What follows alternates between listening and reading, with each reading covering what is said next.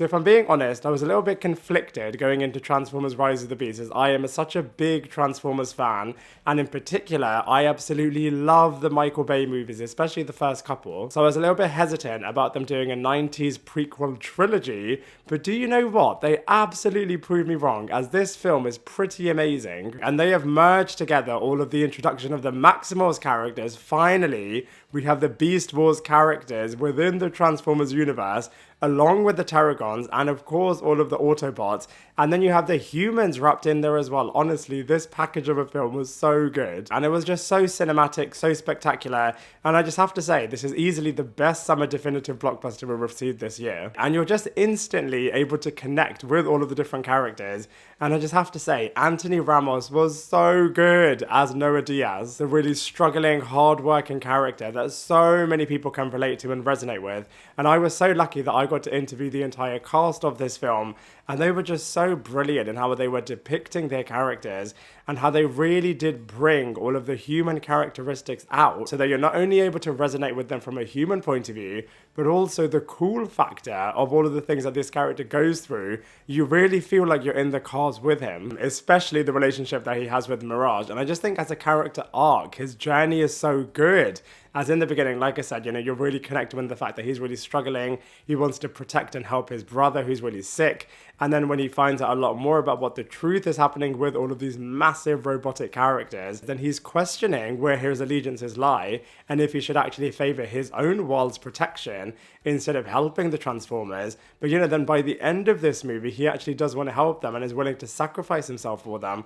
Is just so brilliant. And similarly, and also contrastingly, I love how Dominique Fishback's Elena character is also super relatable, but from a slightly different perspective, as she really does show that being smart is actually really, really cool. And so not only is she a really good role model, but she really does show how this type of a person is really vital, especially from a team working perspective, as without her, and of course without the other team members as well, they would not have been able to save the day. She was just such a wicked character, especially how she grows, especially in confidence, as she was really pushed down a lot in the beginning by her horrible boss at the museum, and she is then in the end able to really speak up for herself and really show how valuable she is. So I absolutely loved this character, and Tobe was so funny. I was literally cracking up at every single one of his scenes. And of course we have the incredibly iconic Optimus Prime, brilliantly voiced once again by Peter Cullen, and incidentally he has a very similar arc to Noah Diaz, as in the beginning he's really, really cocky, really, really arrogant, doesn't see the value that humans can bring, and is only determined to get his people back onto their home planet, which you can understand. And in a similar way to Noah, he really does grow and learn so much as a character. And this is really interesting, especially as this type of a character is a bit of an I know it all type character, but actually he is able to open his mind and learn so much. And then by the end of it, he is willing to prepare to lose his life in order to save everybody on Earth. So I love how he just grows as a character too.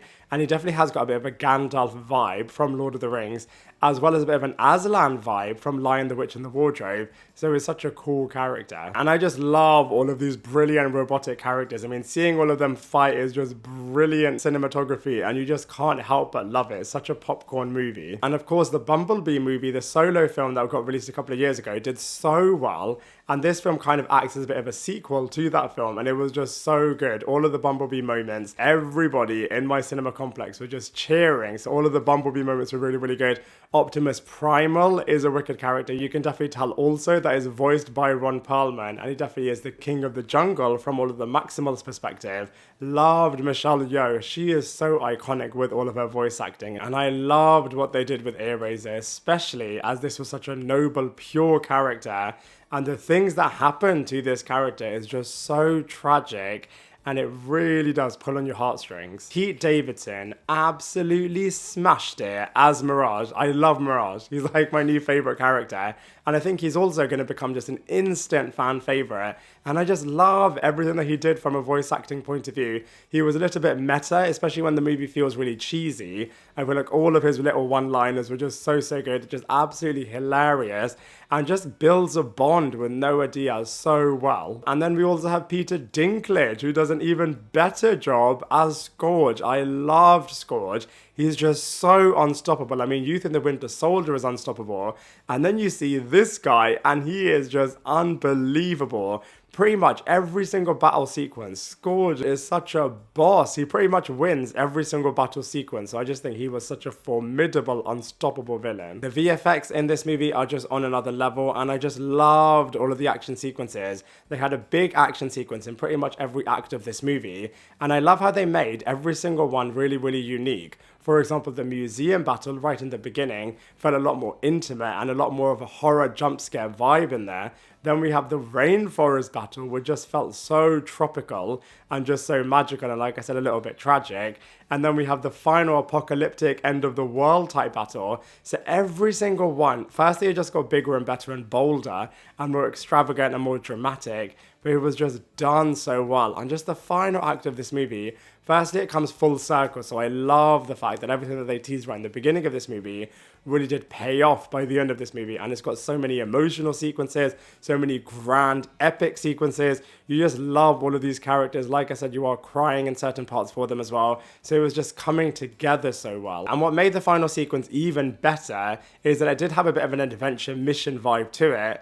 And you're really with all of the heroic protagonist characters as they are trying to save their world. But you just know that, of course, the villains are going to interrupt this and make their plans completely thwarted. So all of that playing out was just done so well. And it was just so life-threatening and just really, really cool. I absolutely loved it. In particular, like I said, the final sequence. And you just see where these characters are right at the end of this movie. And it's just so good.